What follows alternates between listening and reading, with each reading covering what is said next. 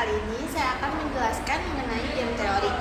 Game teori adalah suatu bidang studi dalam ilmu ekonomi matematika dan ilmu sosial yang mempelajari interaksi strategis antara individu atau kelompok yang memiliki kepentingan yang saling terkait.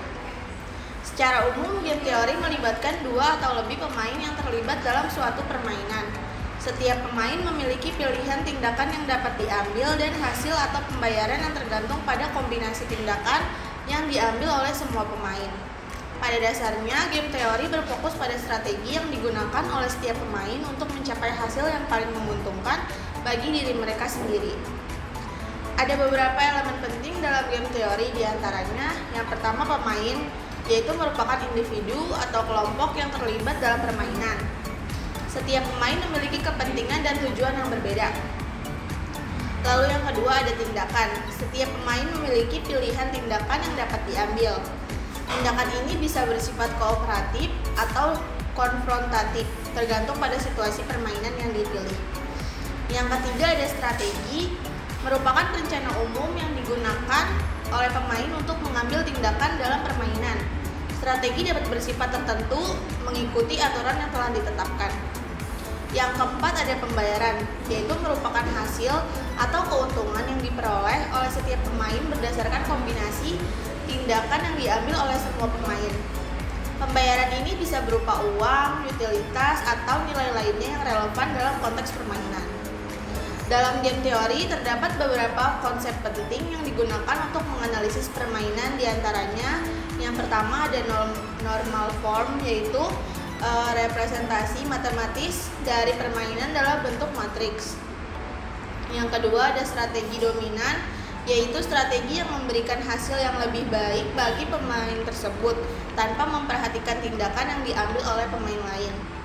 Yang ketiga ada equilibriumness, yaitu kondisi di mana setiap pemain tidak memiliki insentif untuk mengubah strategi mereka. Jika strategi yang diambil oleh pemain lain tetap tidak berubah, maka equilibriumness yaitu menjadi konsep yang paling penting dalam game teori ini untuk mencari titik keseimbangan di mana tidak ada pemain yang dapat meningkatkan hasil mereka secara individual. Yang terakhir ada game teori dinamis, yaitu merupakan perluasan game teori untuk menganalisis permainan dengan urutan aksi yang berbeda dari pemain. Dalam game teori dinamis, pemain dapat mengamati tindakan pemain sebelumnya dan menggunakan informasi ini untuk mempengaruhi keputusan mereka. Game teori telah diterapkan dalam berbagai bidang termasuk ekonomi, ilmu politik, biologi, dan ilmu komputer. Game teori juga bisa digunakan untuk menganalisis permainan pasar dan negosiasi.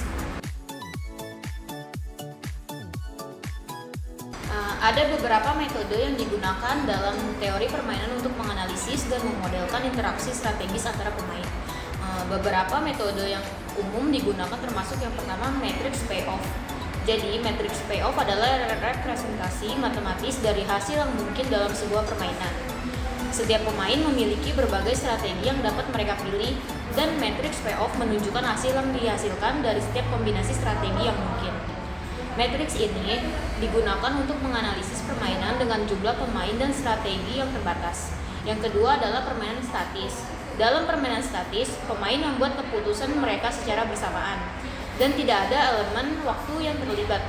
Model dari permainan statis sering menggunakan konsep seperti equilibriumness untuk menganalisis hasil yang stabil dalam permainan. Yang ketiga ada permainan dinamis. Permainan dinamis melibatkan keputusan yang dibuat oleh pemain secara berurutan, dengan pemain yang mengamati tindakan yang diambil oleh pemain sebelumnya sebelum membuat keputusan mereka sendiri. Model permainan dinamis sering menggunakan pohon permainan atau game tree untuk menganalisis rangkaian keputusan dan hasil yang mungkin. Yang keempat ada equilibriumness. Jadi equilibriumness adalah konsep sentral dari teori permainan yang menggambarkan keadaan di mana setiap pemain tidak memiliki intensif untuk mengubah strategi mereka, mengingat strategi pemain lainnya. Equilibriumness menunjukkan keseimbangan dalam permainan, di mana mereka tidak ada pemain yang dapat meningkatkan hasil mereka dengan mengubah strategi mereka sendiri, jika strategi pemain lain tetap tidak berubah. Yang kelima ada dominasi strategis. Jadi dominasi strategis terjadi ketika ada strategi tertentu yang memberikan hasil yang lebih baik bagi seorang pemain.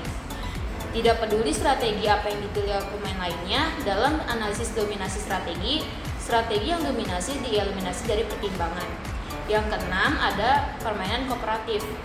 Selain permainan non-kooperatif yang melibatkan pemain yang saling berkompetisi, ada juga permainan kooperatif di mana pemain itu saling bekerja sama untuk mencapai tujuan bersama. Dalam permainan kooperatif, konsep seperti koalisi, solusi Pareto optimal, dan solusi negosiasi sering digunakan.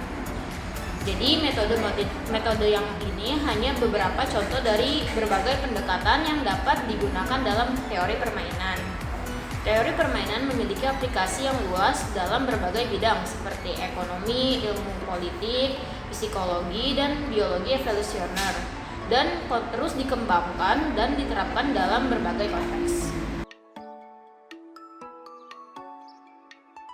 Jadi di sini selanjutnya ada manfaat dari game teori. Game teori dapat diaplikasikan dalam berbagai bidang seperti ekonomi, politik, biologi, dan lain-lain. Game teori juga dapat membantu untuk memahami dinamika interaksi antar individu dan kelompok serta untuk meningkatkan kemampuan analitis dan logis dalam memecahkan masalah. Nah, yang pertama itu manfaatnya membantu kita untuk memahami strategi dan taktik yang digunakan dalam berbagai situasi, baik dalam kehidupan sehari-hari maupun dalam situasi yang lebih kompleks.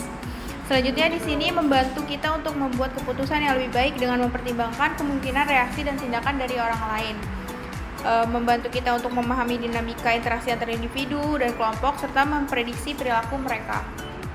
Selanjutnya di sini ada membantu untuk meningkatkan kemampuan analitis dan logis dalam memecahkan masalah karena game teori menekankan kepada konsep matematis dan ilmu yang pasti. Selanjutnya di sini membantu kita untuk memahami berbagai fenomena sosial dan ekonomi karena game teori dapat diaplikasikan dalam berbagai bidang seperti ekonomi, politik, dan sosial. Dan selanjutnya di sini game teori digunakan untuk analisis kebijakan publik untuk memahami konsekuensi dan dari dampak kebijakan tertentu pada berbagai pihak yang terlibat.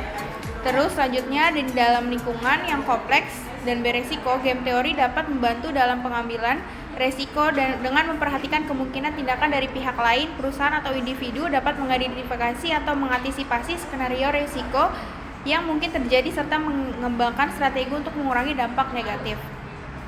Selanjutnya game teori juga dapat memberikan panduan yang bermanfaat dalam negosiasi dan mencapai kesepakatan yang saling menguntungkan. Penerapan game teori dalam dunia bisnis. Penerapan game teori dalam dunia bisnis ini tidak dapat dihindari. Kita mungkin baru mempelajari game teori baru-baru ini, tapi tanpa kita sadari kita sudah melakukannya. Pada pembahasan kali ini kita akan membahas penerapan game teori yang didasarkan pada 4 pilar manajemen, yaitu pertama ada marketing, production and operation, finance, dan research and development. Pada marketing, pada ranah pemasaran ini game teorinya tidak mungkin bisa dilepaskan. Dalam penentuan promo misalnya, setiap pemasaran mau tidak mau akan mencoba membuat stimulasi bagaimana pasar atau konsumen akan bereaksi. Hal tersebut merupakan contoh dasar dari bagaimana game teori diterapkan pada ranah pemasaran. Untuk contoh yang lebih luasnya lagi, game teori dapat diterapkan pada berbagai strategi lainnya seperti penetapan harga produk dan simulasi reaksi konsumen, penentuan jadwal tayang campaign yang sesuai dengan agenda konsumen, hingga perencanaan strategi pemasaran dan perandaian respon kompetitor. Untuk produksi and operation, meskipun ranah produksi operasi biasanya cenderung statis, penerapan game teori masih tetap perlu diperhitungkan. Contohnya itu pada ranah operasi dan produksi adalah penentuan jumlah dan tanggal beli bahan baku, simulasi kemungkinan total biaya produksi, hingga forecasting permintaan produk pada waktu liburan tertentu. Untuk pada manajemen finance, pelaksanaan perencanaan keuangan sebuah bisnis adalah hal yang substansial dan mungkin tanpa kita sadari game teori itu memainkan peranan penting dalam hal tersebut. Contohnya adalah penetapan anggaran tahunan setiap divisi, perencanaan investasi, hingga pengelolaan hutang perusahaan. Untuk manajemen research and development, penerapan game teori ini dilakukan dengan menilai apakah rencana pengembangan yang dibuat sudah tepat sasaran dengan kebutuhan konsumen atau tidak. Ketepatan tersebut ditinjau dengan menerka respon konsumen pada peluncuran produk tersebut. Apabila produk dinilai tidak sesuai kebutuhan calon konsumen, maka besar kemungkinan penjualan tidak akan terjadi. Sekian penerapan game teori pada penjelasan kali ini.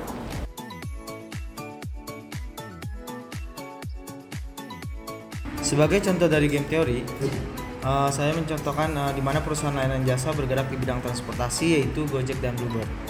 Dalam hal ini membuat suatu kondisi perusahaan yang menimbulkan persaingan yang cukup ketat. Kedua perusahaan ini berusaha dalam mempertahankan pelanggan dan posisi pasar. Maka dari itu Gojek dan Bluebird melakukan kolaborasi dengan melakukan berbagai promo dan perluasan transportasi agar memudahkan konsumen, sehingga keduanya akan dapat menarik pelanggan dan mempertahankan pasar.